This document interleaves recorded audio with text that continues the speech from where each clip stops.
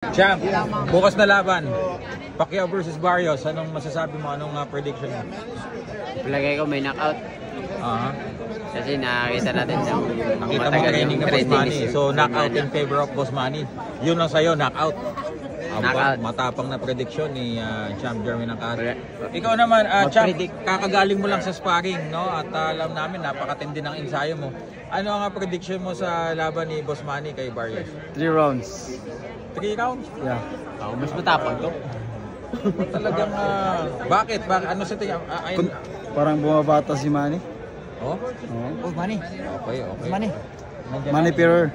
Manny Ferrer. Okay. Alright, salamat. At syempre si Vincent Escalado. 5-14, TKO.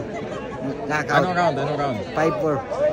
5-4, 5-4 lang. 4-5, knockout. Okay. Alright, so lahat kayo knockout. Aba, walang decision ha, knockout kayo lahat. Pati referee knockout din. Parang nagkakalokohan tayo. Yun, sige, so maganda to guys. Lahat sila predicting knockout. Inaantay namin si Boss Manny kasi kung gaano siya katagal lumabas. Anong round mo ang gusto mo? For me, late TKO. Kumusta si kaibigan mo? Ha? Kaibigan mo? Isama yung mga wala naman dito. Wala naman dito.